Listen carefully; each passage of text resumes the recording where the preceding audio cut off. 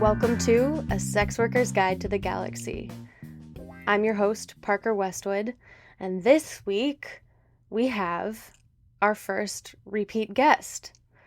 I have the absolute pleasure of speaking to the one, the only, Amber Délice yet again.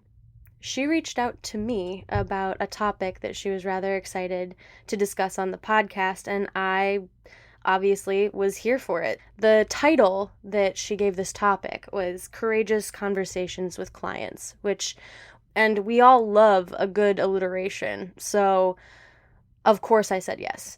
So we dove into this idea, and there's a lot about communicating boundaries clearly while also maintaining a connection, leaving room for there to be still intimacy and vulnerability after setting a boundary. And there are new rapid fire questions because I didn't want to ask Amber the same questions again at the end. So stay tuned to the end to find out what these rapid fire questions are. Amber also gets the chance to talk about a group that they started, a group of sex workers that meets regularly called Tether, as kind of like a support network to be able to discuss things that we may not get to discuss with other people in our lives, being in the work that we're in. So that's rather exciting. It's just a really great episode. Amber is just so easy to talk to, and yeah, and I love hearing her voice. Editing this was great. Yeah, so I guess before we dive in, I just want to say thank you for tuning in. I'm infinitely grateful that you all choose to listen to this podcast of all the podcasts that are out there. In the episode that I did 2 weeks ago, kind of reflecting on the 6th month mark of doing this podcast, I listed a bunch of other sex worker podcasts in the show notes. So be sure to go back and check those out as well. If this is a podcast you like, I'm sure one of those or multiple of those are going to spark your interest as well. So let's just dive into this episode and hear what Amber has to say about courageous conversations. Let's do it. All right, we are here with Amber Délice yet again, the first repeat guest on the show. Welcome back. Thank you. I'm honored. I'm honored to be the first repeat guest. I was really excited when you reached out with a topic idea. For those of the listeners who maybe didn't hear your last episode, or if this is the first one they're tuning into, why don't you introduce yourself yet again? Name, pronoun, where you're based, and what kind of sex work you do. I am Amber Délice. I am based in Boulder, Denver area of Colorado. My pronouns are she, her, and I am an escort. Fantastic. And it's so good to have you back. Last time we talked a bit about curating date experiences to become more intimate, especially during COVID, the challenges that we faced during that time. We talked a bit about dating. But this time you threw out the topic idea and it had a title and everything, and I love you for that. Courageous Conversations with Clients. And when I read that, it sparked so many ideas of how that could be interpreted in me. Would you expand a little bit about what you meant by that and what it means for you? Yes. So I think we can interpret it in a few ways, but I think the first one that comes up for me and came up for me when I sent you the email was communicating boundaries. Also communicating when you have been hurt by the client and being able to work through it. And then also on the positive sort of future sense, communicating what you want, what you desire, what you desire from the relationship, how you can support them, how you want to be supported. I think when I think of courageous conversations, I think about going a little bit deeper, being vulnerable with each other, and something outside of the realm of what is sort of stereotypically thought of as like the classic appointment where you're just like, hello, how are you? Like everything's wonderful. And then let's, have a drink, let's have intimacy and then goodbye. Like, but just sort of more like interweaving into like the deeper threads of each other's lives, obviously for us in like a way that is comfortable and safe. But yeah, all of that in a bundle. Yeah, I think I'm really excited about this topic because it is like, for me at least, as I've gotten to have longer term relationships with clients, there's like that formula for like the first date or the first few dates is just like, it doesn't apply any longer. We're learning more about each other. There's less superficial stuff to talk about. And so you do end up having these deeper relationships. And I think one of the things that you brought up in the email was learning how to be vulnerable and authentic without giving too much of yourself. Would you speak to your experience in that a little bit? Mm-hmm. So when I first started Amber, I feel like did what I think we see a lot of like baby providers do, where we're just like, oh, I can create like a different character and just be that person all the time and be that like smaller aspect of self. And I definitely tried that and it did not work. And and then so I noticed in my life that I tend to learn and experience things on like a pendulum. Like I'll be like, I'm over here, and I'm just gonna have this like small aspect of my personality represented, and then I'm like, no, that's not the way. And then I swing back to the other side too far where I'm like, oh, I'm going to be super vulnerable and like share, everything. And then I'm like, oh, wait, that's like too much. And not even that I started to share things that were too much like safety or information wise, but just things that were, I don't mean, I want to say sacred, but I have a thing about saying sacred and it meaning keeping it to yourself. But like sharing things that I want to keep between me and like my loved ones, and then feeling like resentment because of that, and then feeling resentment for the client, even though I was the one to offer the information. So I think from experiencing like those two realms, then you kind of like settle back into like the center. And so from there, like for me, what helps me now is embodiment. And when I'm in the moment with a client, like staying connected to my body and to my center and like to my breath. And from there, being able to notice like, am I like drifting too far forward, like out of my body to share this information? And then why am I doing that? Am I doing that because I actually crave like a deeper connection with this client and I'm like overextending, but then like I can be in the moment and in like the mindfulness and the awareness and like come back and be like, okay, well, like that's great. You want to be more connected, like how wonderful, but like what's the way I can do that and also like be in my truth and in my center. So it's sort of a like mindfulness and embodiment practice that I get better at every time, but of course I'm still on the journey of. So Oh, absolutely.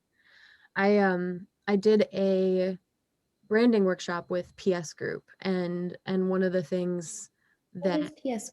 PS Group is they're like a branding, they help with branding and marketing strategy, and specifically for sex workers and like escorts that advertise online. um they're also the group that did my website. Mm-hmm. And they will be linked in the show notes. But when I did the branding workshop and continued to work with them, there was one thing I kept trying to like take photos of me doing like ceramics and things like that, and it just like didn't quite fit into my branding. And they reminded me like, hey, sometimes there are things you just should keep for yourself and like that are yours and yours alone. And like, sure, it might come out with certain clients and that's fine, but like it's your, like that's yours and you don't have to work it into your brand. um Mm-hmm. and I really needed to Yeah. hear that because I'm definitely the kind of person that like, just my go-to is to just show up with everything and extend myself a little too far. Mm-hmm.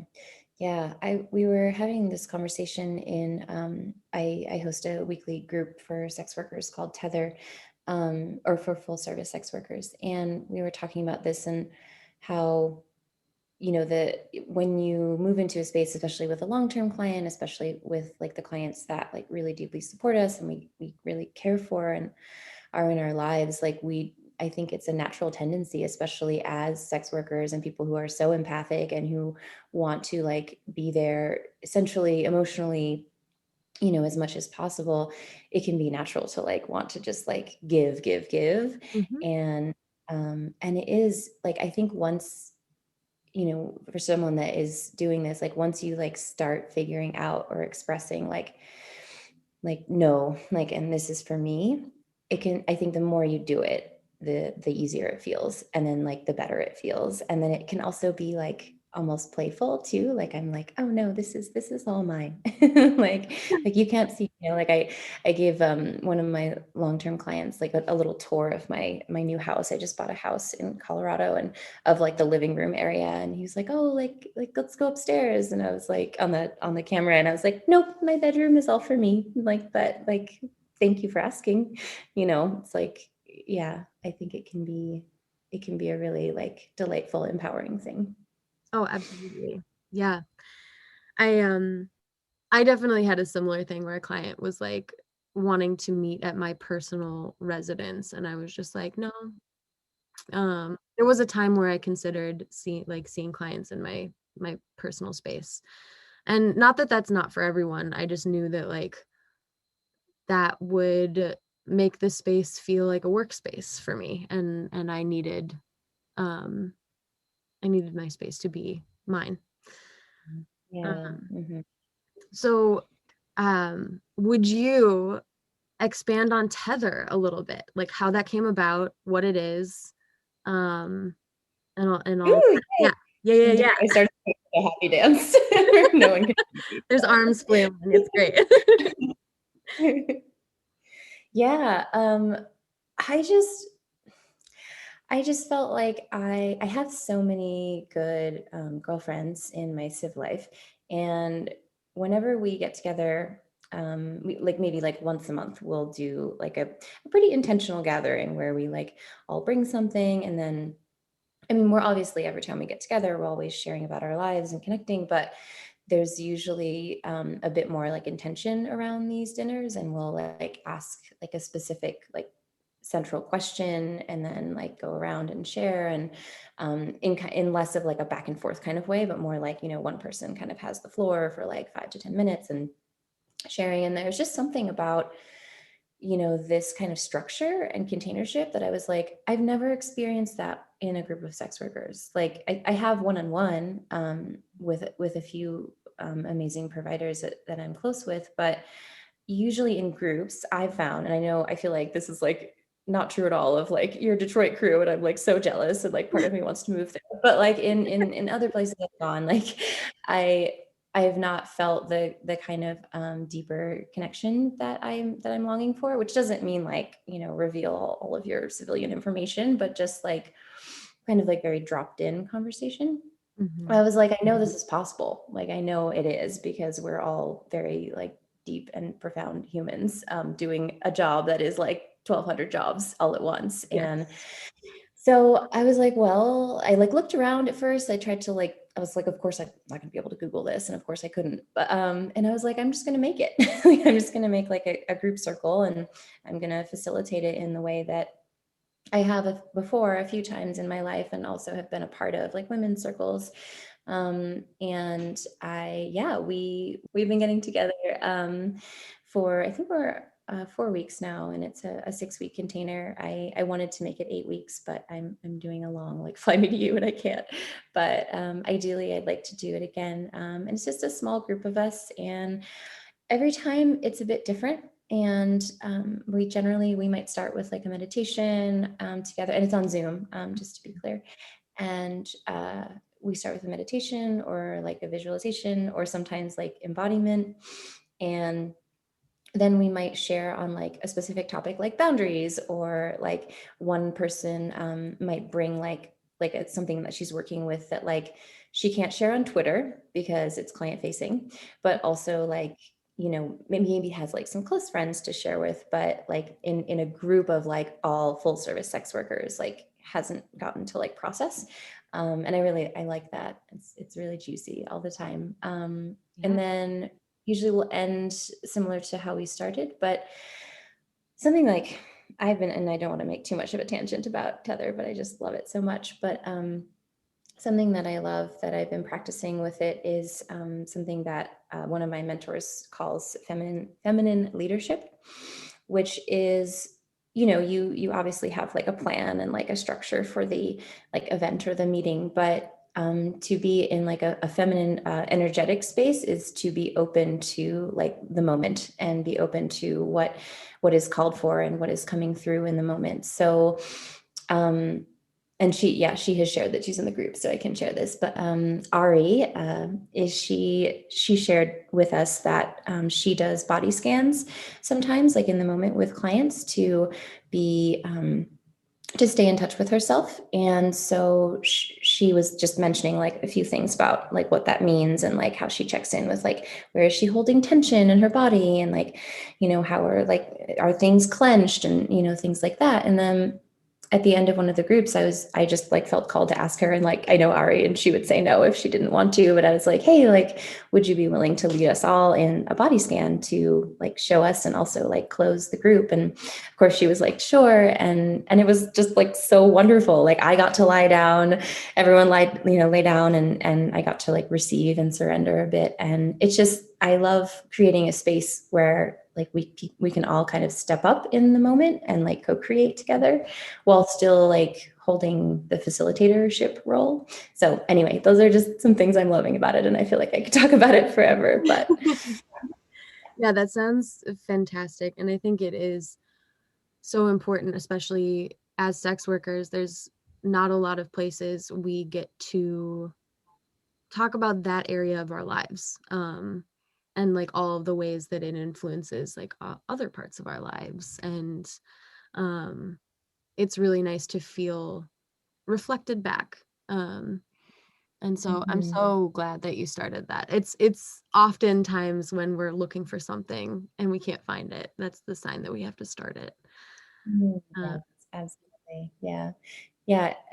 Evelyn Savelli was here in Boulder, and she and I were spending time together, and I was telling her about kind of like the seedlings of the group. I hadn't thought too much about it yet, but she said something that really stuck with me. And she was like, there are some things that like only fellow full service sex workers can understand. Like there's some things only providers can understand. And we were talking about like, obviously the importance of therapy and all of that, but it's like, that just really like landed with me. I was like, that is so, so very true. Like therapists can, of course, like hear us and reflect us and help and our, civilian friends. But I really, I really think that this experience is so multifaceted that there are really there are really some things that only fellow providers can really get. So yeah, I love the name Tether too, because I mean, it just reminds me of like having a tether to self. And yeah. sometimes we need other folks to remind us how to come back to ourselves. Um, and like in the conversation that we're going to be engaging in around like these courageous conversations with clients and having boundaries and staying in touch with the self in order to maintain these relationships in a way that's healthy for all parties. Like I just love, and it's been important in my practice, this like cultivating a community to keep me Mm, grounded in who I am and what my values are. Um, mm, and I wonder if we can kind of use this moment to pivot to talking about boundaries and like mhm. in maybe in the sense of like boundaries coming from the self and like what that's looked like for you. Mm, yes, and I appreciate your direction and containership. Thank you. Okay, so what is can you say the question again? Yeah, so what um maybe it's not the greatest. It's not really a question. It's more of a concept that I had in my head. But like, I've been thinking a lot about how boundaries are for me and not for the people I'm creating the boundaries around and with. And because I used to think that boundaries were like, I'm creating this boundary for you because you are doing this thing to me. And Mm, now that I have done a bit more of like the healing work and grounding in myself, I'm recognizing that like those boundaries are actually for me because I tend to be the one to overextend. mm, Right. And mhm, like all of those sorts of things. So maybe um if you want to talk about an example of like what boundaries have you drawn for yourself and what that process looked like for you? mm. One kind of light one is coming up, and sometimes people ask me this, I'm excited to share like how I navigated it. But so overnights, I feel like overnights tend to bring up boundaries for for us. Hopefully, name them, because I mean, even if it's like not a client who's going to like try to paw at us all night, like there's still, we all have ways that we like to sleep and can actually fall asleep. And I think that, so for me, what I have done, when I have like a first overnight with a client is I will make sure that, usually after dinner, when it's like we've gone to get a cocktail, I will approach it from a kind of playful, flirty way. And I'll be like, I want to have a conversation about like sleeping together and like how do you typically like to sleep? And I found when I ask that and kind of like bring it up as opposed to, especially for like a first overnight, you're at dinner and maybe there's like a moment where you kind of just fall asleep or something. And it's like, I don't know, I like to talk about it. And I think that talking and bringing it up in a playful way is fun. And so, I'll ask that question. And then usually the men I've asked that to have all been like, well, I like to cuddle, but then, I kind of need to fall asleep alone. Like I need to sleep like separate from someone, Yeah. which is really convenient because that's how I want to sleep. Um, and, and I've yet, and I mean, like, of course, if I did, then I'd have to say something. But if I did that, had someone say like, oh, I like to, touch all night. Like usually it's like, oh, like I get really hot. So when I'm sleeping, I have to be apart. And then, whatever they say, I'm like, oh, wow, like, thanks for sharing that. And like, this is how I like to sleep. And like, I love to cuddle, but then like, then I need my space. But then in the morning, like, I like to cuddle again. And, just like sharing things like that and framing them from a perspective of like, we're going on this like fun journey together. And I want to make sure that we have the information that we need to have like the best time that we can have to like have great intimacy and then like get some actual sleep, and then like make a plan for the morning. And then, yeah, same thing in the morning of like, how do you like to wake up? Like, do you like coffee in the morning? Like, do you like to bring me coffee? And I don't know. I think with those kinds of things, it's easier to be like sweet about it and like flirty. And like it's a bit different when, someone's like pushed you in a way, and then you need to kind of like come back and be like, that wasn't okay or that wasn't comfortable. But yeah. Yeah, and I think thinking about that specific scenario of the like overnights and how do you like to sleep, I think it's super easy for people to read into our like nocturnal body language, or each other's, right? Like if someone likes to cuddle all night and you overheat and pull away, like it's really easy to read into that the wrong way. So communicating about it beforehand is just a quick and easy and fun way to just nip all of that in the bud. Yeah. Yeah. So talking about boundaries and sex work, what comes up a lot for me is more of these like the harder boundaries. Like that one's like a fun, easier sort of boundary. But there like I personally have had situations where um like had a I this was early, oh my goodness, this was early Parker era. And I was just getting my sea legs and Ooh, I had I was baby Parker. And right. I had a client who had been like do you know what Second Life is? I do, yeah. Yeah, Yeah. for the listeners who don't, Second Life is a like a virtual alternate reality where you can like have a job and you have an avatar, and the idea was that you had a second life, and some people found it rather addicting. There was a whole um like sex scene, like a very like BDSM oriented sex scene on Second Life. Yeah, um and I must miss that.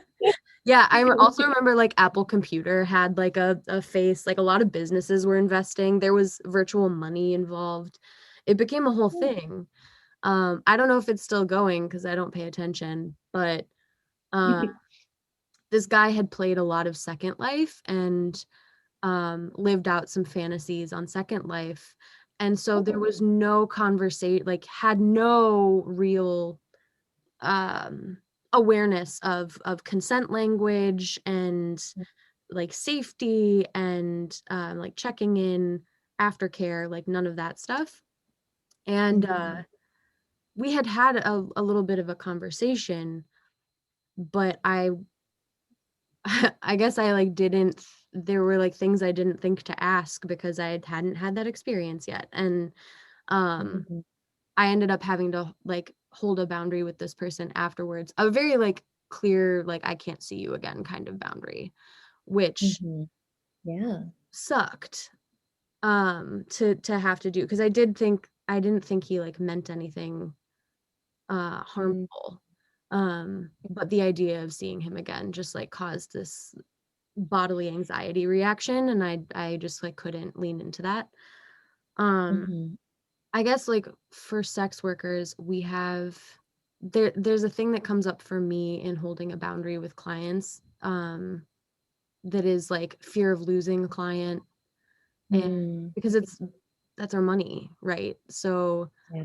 how do you navigate this like fear of losing a client and like having to hold these harder boundaries that could be taken offensively, Mm-hmm. things like that. Yeah, when you ask that, I'm just reminded of early baby Amber times more. And man, I feel like 20 is I guess I think I started Amber at the end of 2017. I feel like I'm starting to forget now when she began, but um 2018 was like the year of resentment where I just like there would be so Yes. many moments with clients where I just did not stand up for myself or and not like really huge harmful ways but just like small ways of making myself smaller or swallowing something that wanted to come out. And I just noticed whenever I did that it felt viscerally like parts of me would like die or just like shrink.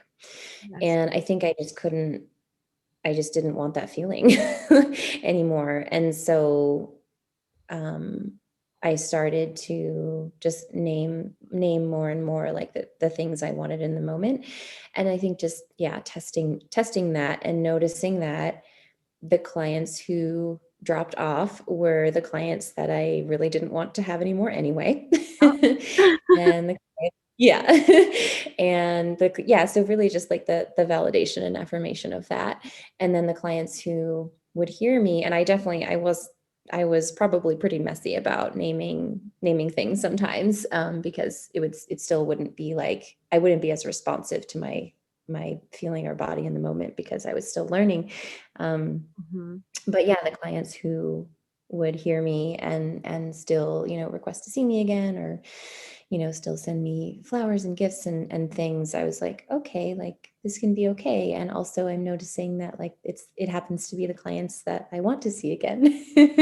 So just I think experiencing that and it takes some trust for sure. And also like, we've talked about this before of like privilege of like being okay financially to like make those decisions and like also just our own like efforts and wherever we're at in terms of advertising or being on social media and all of that. And um so it takes that to be able to to practice this, but it's such a beautiful practice, and I feel like it only grows and it only like enhances our lives or my life as a sex worker. So I'm worried I didn't answer your question. Did I answer your question? No, I think you did. Yeah, and I too have that similar experience of like once I started to, I would like shake every time I would the whole like set a Mhm. boundary. There's something about, I mean, I'm a Ooh, people pleaser, and so like, and I have deep fear of conflict um with people I know. I think with people I don't know, I'm willing to like go for it. But yeah, it's, mm, I would just like shake when I would set a boundary. And mm, that's become less like that bodily reaction. But I also realized too that as I set boundaries, not even necessarily in person, but like over email or whatever, um, I had less and less of that particular kind of client or that experience pop up, mm, to the point where yeah. like I don't really have people pushing certain buttons any longer because they just like don't, it's like well known. I don't know if it's just well known or it's just like an energy I put out now that it's like I don't put up with that shit. um Yes. Well, I think that's part of the reason like I'm attracted to you too, and like wanting to have you in my life and wanting to be on your podcast is like I sense that about you, and that helps me trust you, honestly. And I think that's another thing is like if we do share what we really want, like, and like the clients who we really want to keep, I think do want that. They want a person who it, has an understanding of their own awareness and desires and their no and their yes. And I think that can be very sexy and attractive. So, Absolutely, that, and it creates a clear container for us to build a relationship within, um mm, when we have those, when we know our boundaries. I mhm. think about that a lot in terms of like BDSM relationships too, is like a dom that had like, even if they're just completely arbitrary made up rules or like things, it's, there's something about this like container in which we get to exist, or like that's part of a scene, is like you're setting a scene, there are rules within the scene, and then when the scene ends those rules can dissolve, and like, but like Mm, knowing the space in which we're building is really comforting. yeah. I'm curious. Can I ask you a question? Sure. I'm curious when it is hardest to hold boundaries. And I'll just answer it too because this is coming up for me. But for me, it's when I'm touring.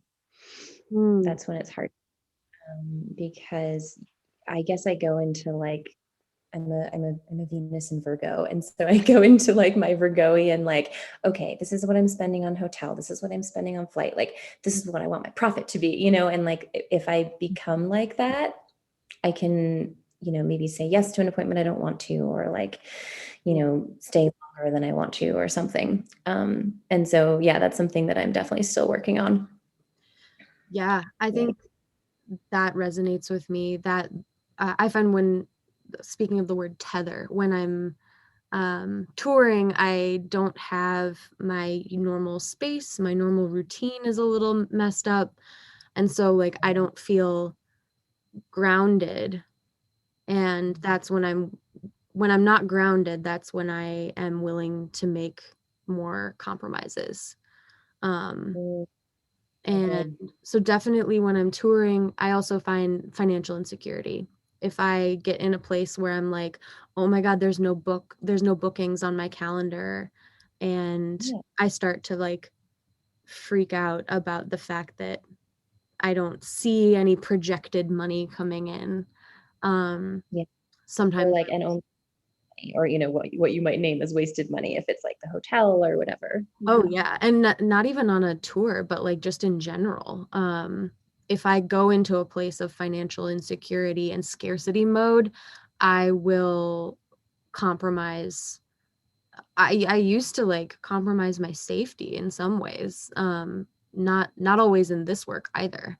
Yeah, and that is a scary place to be. I really try to stray from that and have people I can reach out to be like, "Hello, I am spiraling into financial scarcity mode and I need some grounding."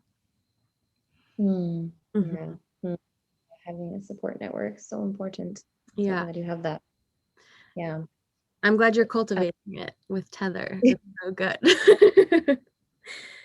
Um, yeah. Oh, can I add just one more thing?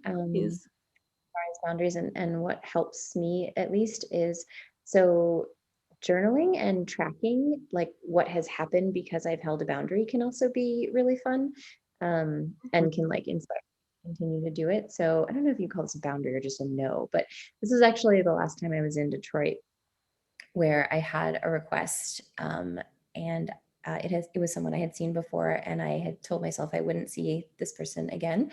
And then they made a request, and I said yes at first because money. And then I felt like sick about it. I was like, my stomach was in knots, and then I had, of course, like luckily I had an appointment with my therapist, like a Zoom call, and because of that I was like, I'm going to turn it down, I'm going to like say no. And so I canceled it, and I then tracked what happened that day, and like so many amazing things happened. Like I just got to dance around my Airbnb. I made like a deeper connection with like a man that I was talking to at the time. Like I just kind of like tracked my day as if it were like, I don't know, like a story or something, or like a show or a narrative, and then like got to look back on that in my journal like a month later of like, oh, I'm glad I did that, because like maybe these things wouldn't have happened. So yeah, it was helpful. Yeah. Will you, just for listeners who aren't familiar with the concept of tracking, will you kind of dive into that a little bit for us? Ooh, yeah. I guess what I mean when I say that is, um, I often find that, like, so for me, divinity or my spirituality means that I am connected to everything, and I'm connected to the universe or the higher power. And so I sometimes notice like I feel pulled somewhere or led somewhere. And so those things show up as clues. And, of course, it could show up as like numbers, seeing like, 1111 everywhere. It could show up as like a song, or it could show up as like more meaningful, as like, seeing a person in a place that like you would never see them, or just anything, whatever clues mean to you. So for me, it's like playful and spiritual, of like I'm like tracking or keeping track of like those clues that mean that I'm like on the right track or going in the right place. Yeah. So Yeah, I always think of it as like I grew up in an area where like hunting was a big thing. And so I often think of it as like tracking an animal, where you're like looking for footprints and like the broken branch and the so you're like tracking, oh yeah. yeah, yeah, tracking the like moments and the things that are going on. And I do love that it's personal. Um like I could hear a song and be like, oh my God, like this means this thing, and it means I have to go like find water or like whatever it might be. And to someone else is just like, yo, that's just a song on the radio. Um, Mhm. calm down. Yeah. Really quickly, I want to share something crazy. So when I bought my house earlier this month, and um, this is nuts. So when I had to like raise the amount that my offer was, because the real estate market is fucking nuts, everywhere in the country, but definitely in Colorado. And so the number that I put in, like the amount that I had to pay, or the amount of the house like that I'll have to pay, was the exact same number as my Amber Twitter followers. like No that's way. so weird. Like, and it was a day where I think I like made a post or something, and so I'd gotten like a couple hundred new followers. So the amount wasn't like, yeah, I didn't know what it would be. And like literally, like the minute that I like signed the like contract to make like the offer for the house, the number was the same. I took a screenshot. I was like, what the fuck? Like, Oh I mean, my God. and so like to me, it was like, I mean, it's like some people might think that's like a silly thing or whatever, but it's meaningful because it's like Amber has made it possible to even buy this house. So it was just this really like, this is right moment, like one of the many like little this is right moments that happened for me. So yeah, things like that. I love that.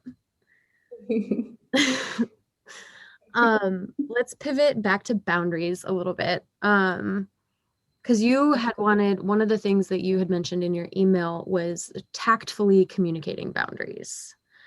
Like Mhm. especially If Mm, like if someone truly violates a boundary, we can be like, fuck you, I'm never going to see you again, or like whatever it is, right? But if someone violates mm-hmm. the boundary and we want to keep them as a client, um, like how what does that process look for you? I know you have a recent experience too, and if you are willing to share, I'm all ears and would love for the world to like share in this experience with you. Yeah. Well, I think so. I'll share that after because I know that's a bit more like involved. But Mhm. I feel like at first, when sharing a boundary that or sharing that you feel upset about something or you're feeling like closed off because of something that a client did, I think that setting context is really important first. So like approaching it of like, hey, like I want to share something that's still feeling sticky for me, and I'm sharing it with the desire to like bring us closer, or with the desire to like keep our friendship intact or our lovership intact. And so I think just something simple like that can be really great because sometimes I think culturally, if you say like we have to talk, or like I have to talk to you about something, like a lot of us kind of like "Ugh," like close up, because that's just like a phrasing in the English language that means like I'm in trouble, or like Yes. are you kidding me, which like is fine to share, but it's just so marred in like childhood crap for so many of us.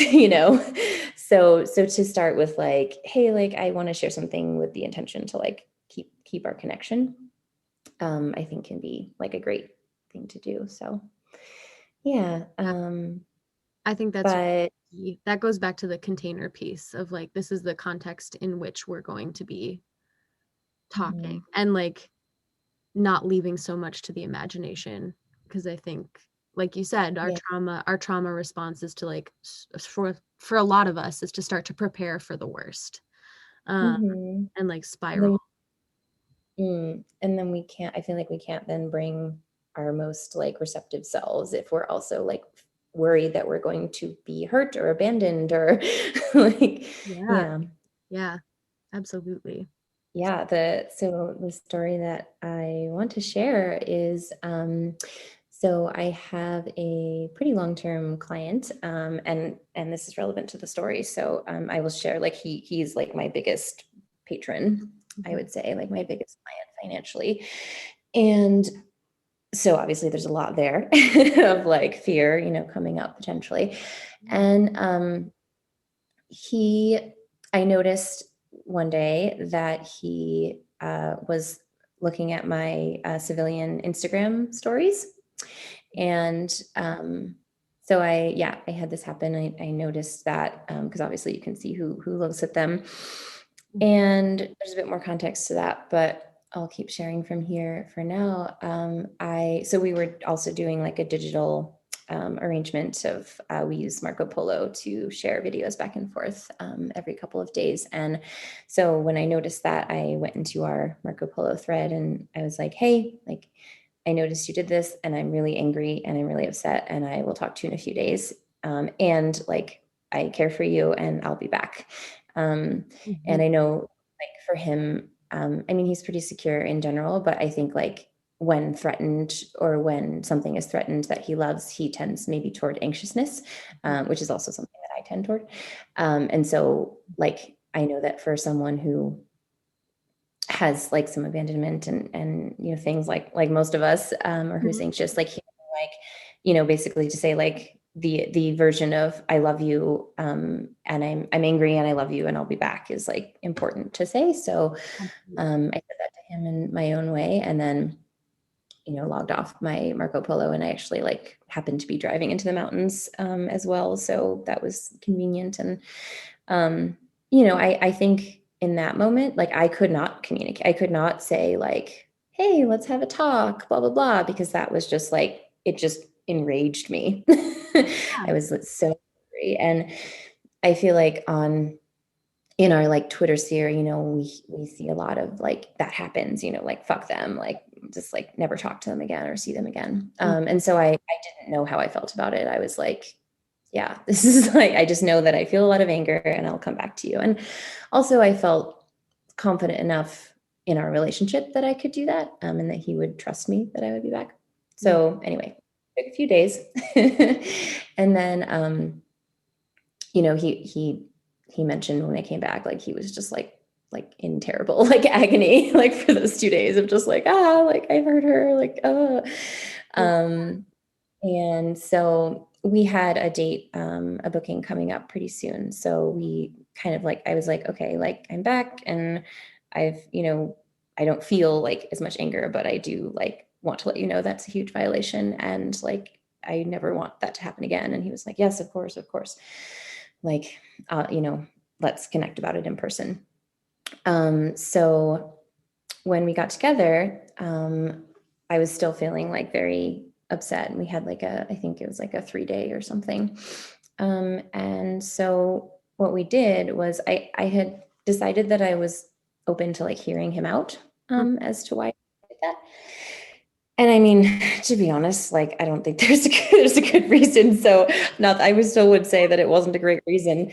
Um, it was that like I think I had been more absent like than usual or something on our Marco Polos. And so he like felt the desire to like check. He felt like he was overcome with his curiosity, right? So Right. like not a good reason, but like that was his reason. So okay. Understandable, but not a good reason. Yeah.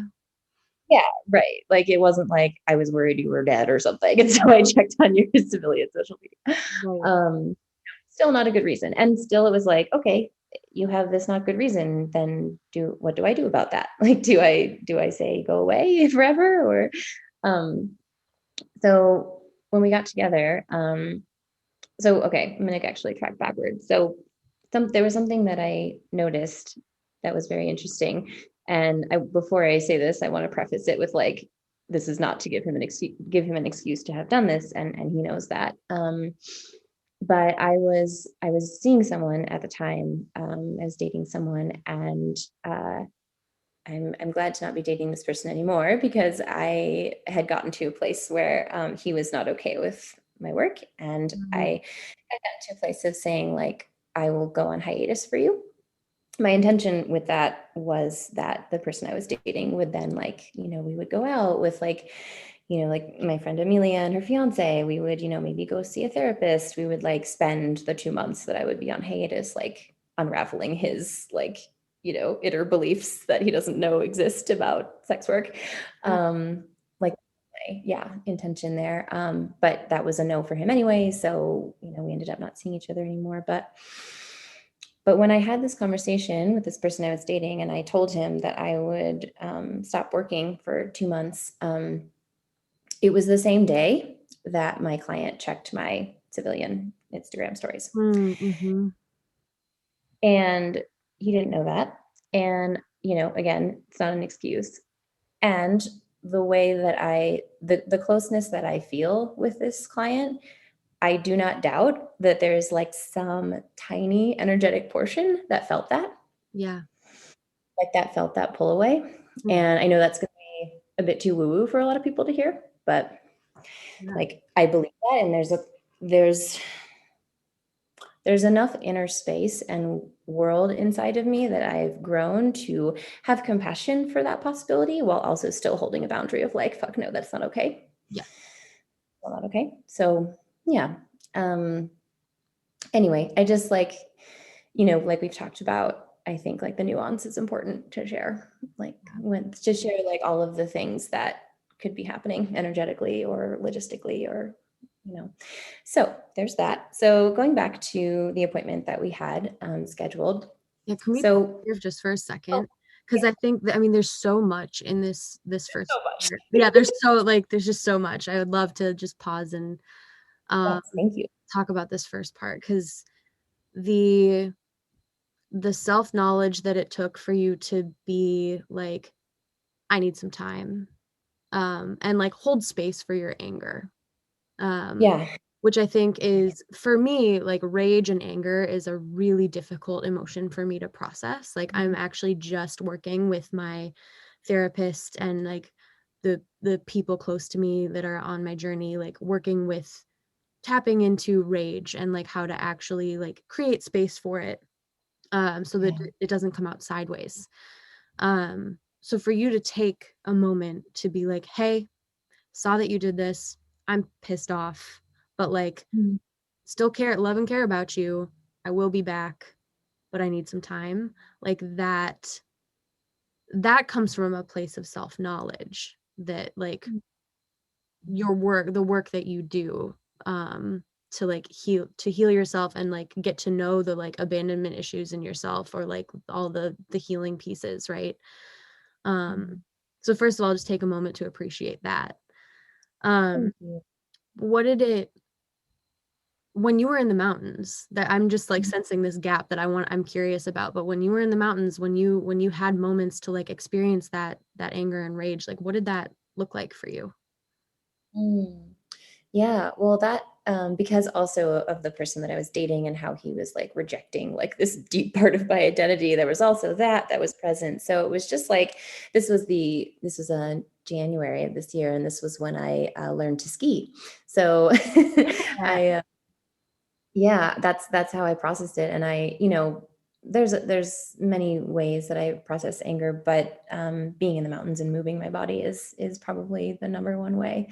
Um, So and good. this was really helpful because I mm, had not skied before except for like a couple of times, and I fell in love with it. And so it also not only like the movement and the endorphins and the, like n- study of it, in terms of like watching other people and like trying to Mhm. learn something new was a really relevant thing. So being able to be in like beginner's mind around something was Yes. super helpful. And so it was like I had passion around a new sport and beginner's mind and like this sort of like humbleness and like just fell all over the place. And that was, I think, really helpful. And also, yeah, kept me connected to myself while also like, yeah, burning like 2,000 calories a day, like skiing. So Yeah, I was yeah. gonna say intense body work on that one.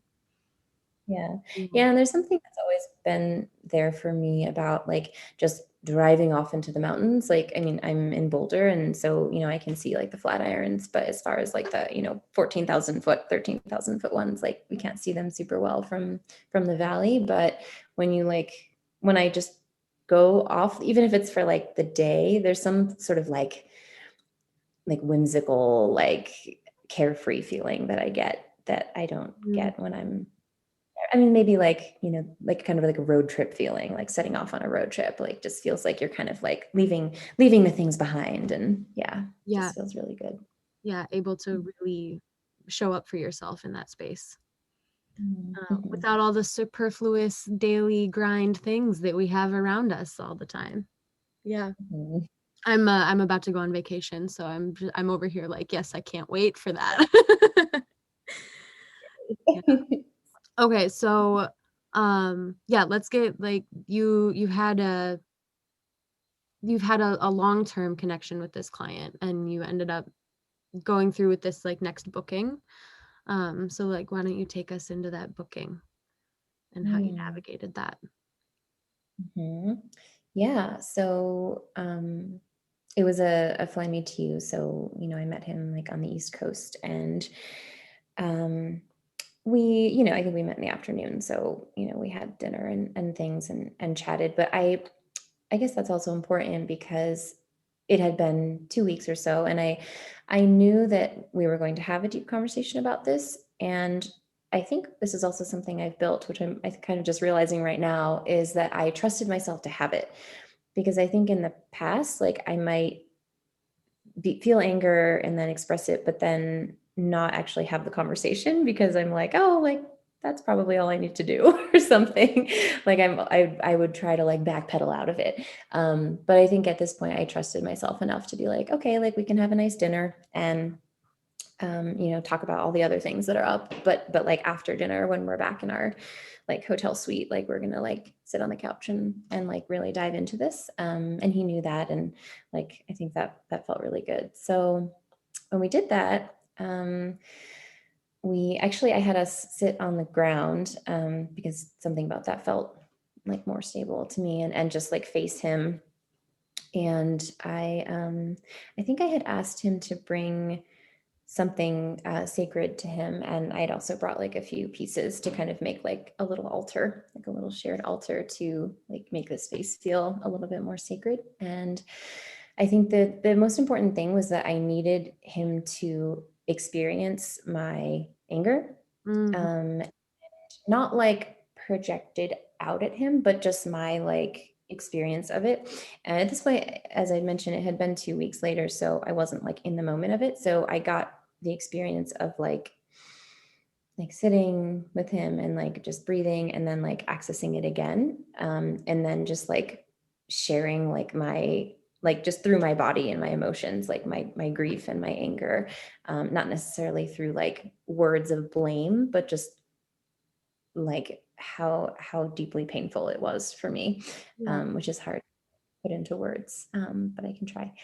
And him, the way that he held space for that, um, and received it, and not in a way of like, I think there's many ways that I've experienced and probably done to people is like deflecting it or being like, oh, like I'm so sorry, but actually in saying that I'm like blocking the other person from fully transmitting the emotion, and letting it move through them. So he didn't do that. He listened, he felt, he cried. Um, and I think, yeah, that felt really good. And so I called it like it was like our repair ritual. Yeah. And then, yeah, and then I heard him, which, he mainly was just expressing his, and that was, he said, and I believe him, like the only time that he ever checked my stories. And it was some sort of accident that he knew my name anyway. Like one of those, like you do a lot of fly me to use, like your name comes up in like a TSA agent or whatever. It's like, okay. Um, yeah. And so, I heard why, and I heard that he just like had some experience of like feeling a lack of me or like missing me. And, I as we've said, it's like not an excuse. And also like, I want to hold the nuance that like we are humans engaging in this. Yeah. Um, and it's a really natural human thing to like be curious about someone that you love and care about. And, and also like express the boundary of that, and the boundaries that we have to keep in order to do this work in a way that feels good for us. So yeah, so we had that, and that felt good to me. And then I don't remember if we talked about it a couple more times, but I know like, I think ideally it's like you do something like that and then, both of you are like clear forever and like it's great. But like sometimes things like little things like ping later and you have to like bring them up. So I think that was also important to name of like, hey, like, I might have some residual feelings like come up after this and I will name them. And yeah, so but also I want to name like it was really terrifying for me. Like, I think I'm talking about it from like retrospect, where maybe it sounds like it was easy, but it was really scary because, as I mentioned, like he provides a lot of my income, and, and there was like many earlier versions of me where if this would have happened, I might have been like, hey, like that's not okay, but like, haha, like just sort of brushing it under the rug, and I really wanted him to know like how deeply it hurt me. Yeah. Yeah. Yeah, I mean, the fact that you propose the topic of courageous conversations is right on point because, like, as you're talking, I'm over here just being like, you are so brave.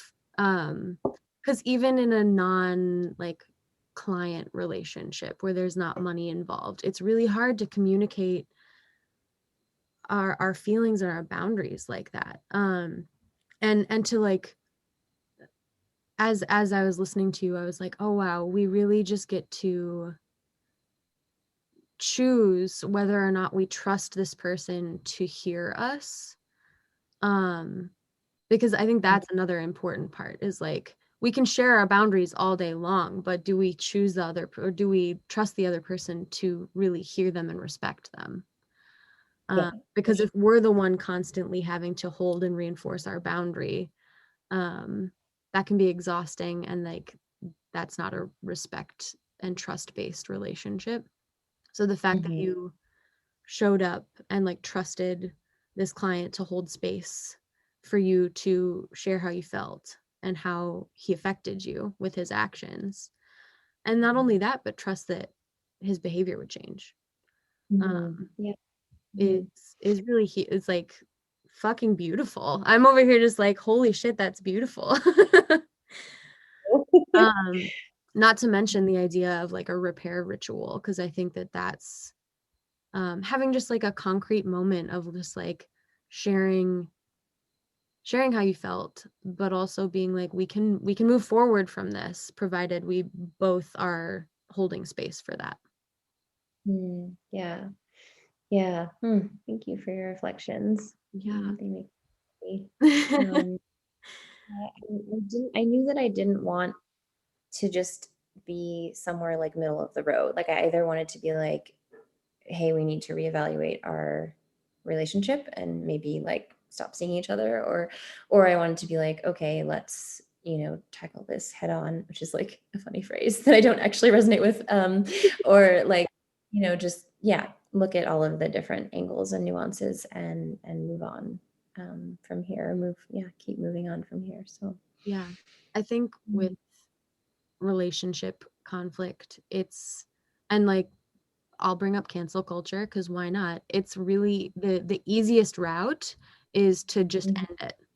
Um, Yeah. it's so easy. Um, but the more complicated and more difficult, but potentially fruitful and um, like full of information about each other path is to have the conversation, to communicate, to look inward enough where we can like know our boundaries um and know what we need moving forward. I think old Parker, like especially like before I became Parker, I didn't know what the fuck I needed or wanted or like any of that. And it showed in my relationships. I would like mold myself to people. I would um not let them know when they had a transgression over what I later learned was a boundary. And it caused a lot of damage.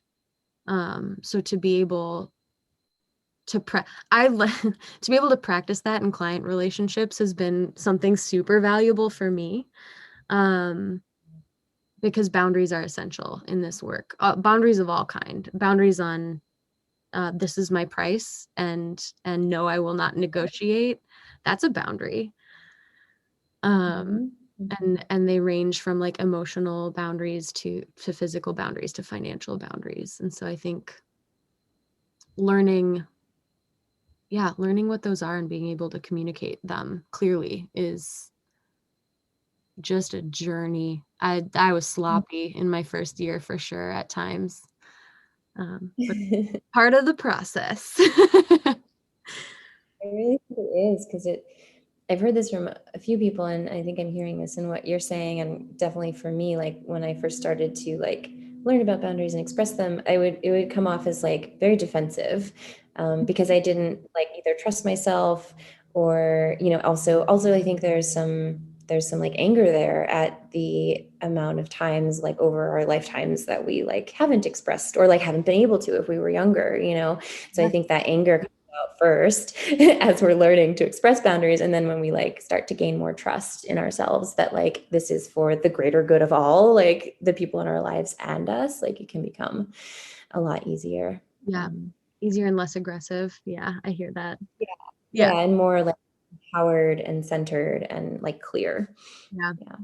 Yeah, I feel like especially as like people who grew up socialized as women, um and like really any oppressed group, like that tendency to like when you set a boundary do it with a lot of um aggression or like that anger, like all the things that are living in our beings around our boundaries constantly being overstepped. um Mm-hmm. like that comes up. So I'm really glad you identified that, because I think that's really important.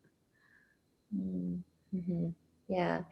I'm remembering a quote that I heard somewhere that I think I posted on my Twitter like a long time ago, so I won't be able to find it. But it's something like boundaries don't always have to be like a barbed wire fence. Like they can be a light surrounding you saying like, I am worthy of this, like I deserve this. And, of course there are times when it needs to be that way, a barbed wire fence. But I think in general, like the more we can like embody that space as like owning our boundaries for like our desires and also like against like, this is a no, the more we can like, the more comfortable it gets and the easier it gets.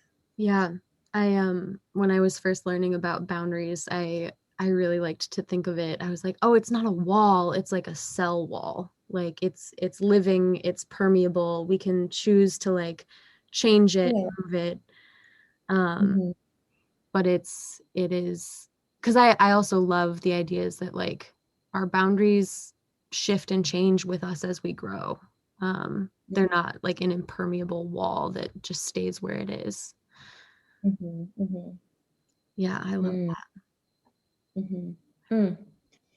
As you were saying that, something just came through for me, so I feel like I should share it. I think for me, the the less resistance I've had, internal resistance I've had to this work, like to being a sex worker, which I think, and this is another topic for another time, maybe, but I think we all have and start with, and hopefully are moving through like our own internalized stigmatization around this work. that. Um, yeah. Anyway, another Absolutely. but yeah, but I have grown to like integrate more and accept more that my purpose flows through this work. And when I've gotten to those places, which sometimes I still like resist it, I then notice that like my greatest challenges come through this and like things that I'm supposed to learn come through this. And like I like got to do a repair ritual with this person and maybe that will benefit me in the future in a, partnership or a friendship when I need to like set a boundary like that and repair a relationship. So I'm getting to practice like the way that I want to relate and the way that I want to connect to people like through this work. And when I can see it from that perspective, I notice like more beautiful things happen in my life. Exactly that. I resonate with that wholeheartedly. Like I said, I've learned so much, and it's like I've learned a lot about myself in this work.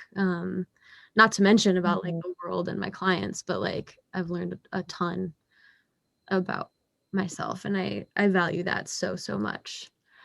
Um, Mhm. is there is there anything else you want to share on this topic before we move into some rapid fire questions? You Hmm. feel complete. Hmm. Hmm. Hmm. I think the only thing that I'd want to share is to maybe go back to something from the beginning around that this is a practice and it's not. Sometimes I want to think like, oh, I've shared a boundary and I'm done now, like nothing else or like that won't come up again, and it's like I think like accepting it and integrating it as like a practice that you may need to do and will need to do like over and over again Yes. as part of your like growth and life is a really is a good way of thinking of it, at least for me. um, and I think it might help like soften it too, knowing that it's a part of your daily probably practice, to keeping yourself safe and thriving. Yeah. I love that. The perfectionist in me is just like, wait, what? I can't do it perfectly the first time. What Yeah. bullshit is this? But yeah, it's a practice. And the more we can internalize it as a practice, the better off we will be. Like a self-care practice. Showing up like someone said recently, like, I am my own primary partner. Maybe it was on like an Instagram reel or something, but they were like, I am my primary partner. And I was like, oh shit, we can Mhm. do that. And I really Mhm. love that as a concept. And like when I am my primary partner, like I do exactly that. It's a practice of loving myself. Because relationships are cultivated. I don't just get to be like, I love myself and now I'm done. It's like a every Yeah. day. Nothing else will happen to shake me. Yes. All right. I realized that you have already been on the show and thus have answered the rapid fire questions. So I don't quickly remember that. I quickly came up with some new ones for you. I was going to say I remember not being good at these, but I'll try to be better this time. Well, Like what I learned is I'm actually the one that's bad at these because I'll just like ask further questions and then we have another like half-hour interview of just the rapid fire questions. So more podcast. yeah, absolutely. Okay, so are you ready? I'm ready. Cats or dogs? Cats. I want a cat. That was fast. Hiking or kayaking? Hiking. Star Trek or Star Wars? Oh, I don't like either of them. I know I'm gonna lose followers. I don't like either of them. No. That's okay. It's not everyone's cup of tea. We I'm can't holding be my friends anymore, though. I'm sorry. No, I'm just kidding. sorry. But no. I like them for both of us. What is your artistic medium of choice? Oh my God, it's always changing. Honestly, right now it's interior design because I love my house so much. And also writing. I've been doing a lot of journaling, so we'll go with those. Fantastic. I love them. What book are you reading right now? Oh my God, thank you for asking. I'm reading a fiction book called, I'm looking over here at it because I'm longing to read it today, called Clara and the Sun. Oh, what is it? What is it about? Yes. So the main character is an AF, which is an artificial friend. And so basically in this world, children who I think are struggling with like learning disabilities or other disabilities, they buy or their parents buy them artificial friends to help. And this is written from the perspective of that artificial friend who of course like has like a really high emotional intelligence. And it's so good. It's so good. Oh my God. Oh, that sounds incredible. I love science fiction so much. That sounds so good and relatable considering the work that we do. I know, right? Yeah, yeah. What is your favorite comfort food? Oh God. Um, sorry, there's so many things floating through my head right now to say. I see it happening. Your eyes are just like all over. I love it. Like, oh God. There's a really great restaurant in Boulder called Basta, and they make these Detroit style pizzas with like the thick, like super like crispy, like fried crust. Anyway, my comfort food right now is getting one of those and like taking one of the squares and then frying an egg and putting it on top of it. So Oh, that's my comfort food. eggs on everything. Really, yeah, just So good. yolk dripping. Yes. Perfect. What is a song, an album, or an artist you're currently obsessed with? Feverkin. Oh my God. Do you know Feverkin? I don't. I don't, to be honest, I'm not sure if it's an artist or a band. I heard them a few times on Spotify and I've made playlists of Feverkin and it's like the sexiest, drippiest, but like violins and beats. Oh my God. I Oh, love Feverkin. oh, Overthought and October are two of my favorite songs by them, or I don't know who they are, but yeah. listen. I definitely will. I have a soft spot for violin, like deep, deep soft spot for violin. You like the song Overthought, then yeah. Perfect. Um, a silliest memory or your silliest memory from childhood. Hmm. I don't have a lot of memories from childhood, but oh, this one's hard, Parker. I thought this one Silly. might be a little hard. It's a little hard. Oh, rapid. I'm not, this is I not. think we could also do it as like a silliest, like inner child memory. Like if you have something current where you got to be silly and it tapped into your inner child stuff.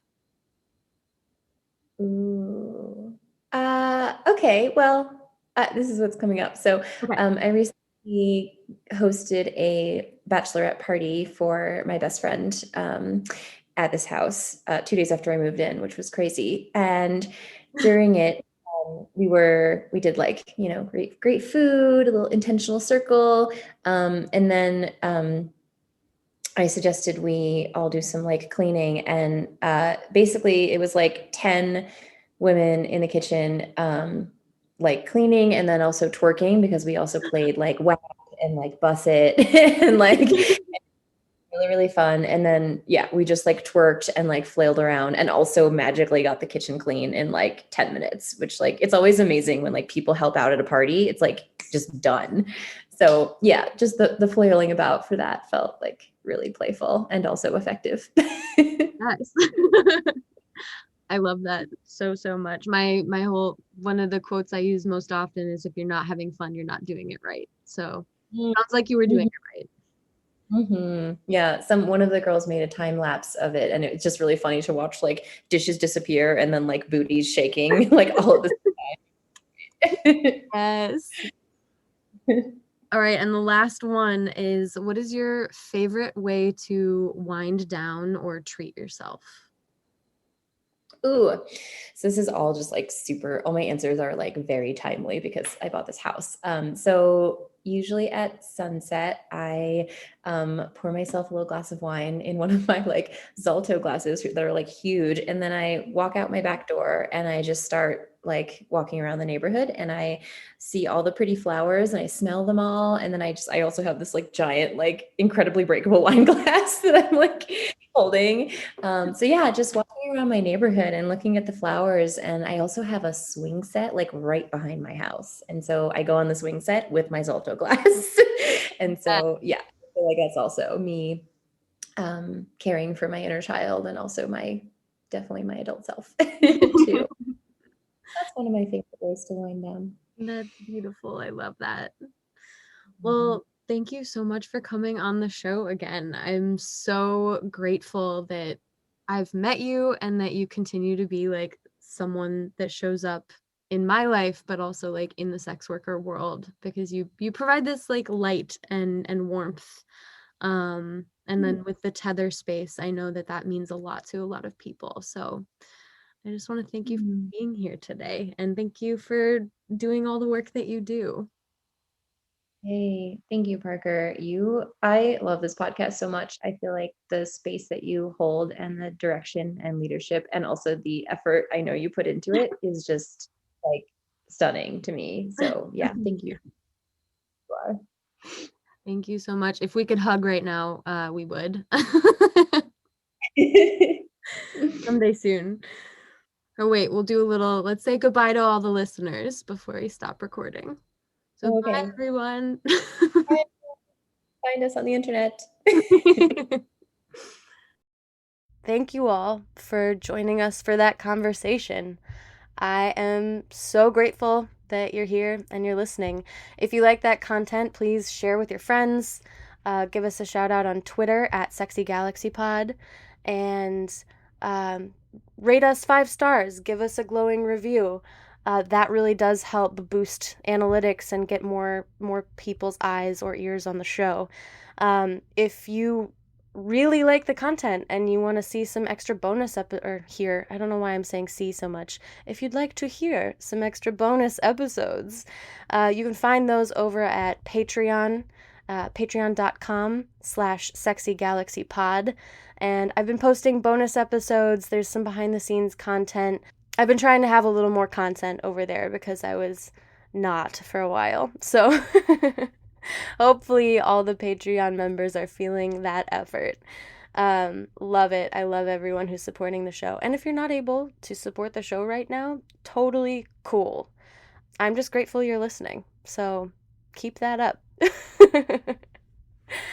Oh my God. I feel like I run out of space facts, but it's only the limitations of my imagination, of which I know none, so I just have to stop putting myself on the spot.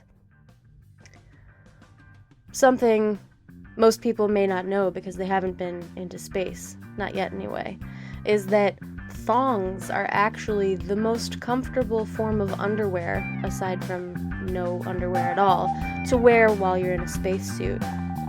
So keep that in mind. Make sure you're dressing appropriately next time you venture into space. Nanny, nanny, motherfuckers.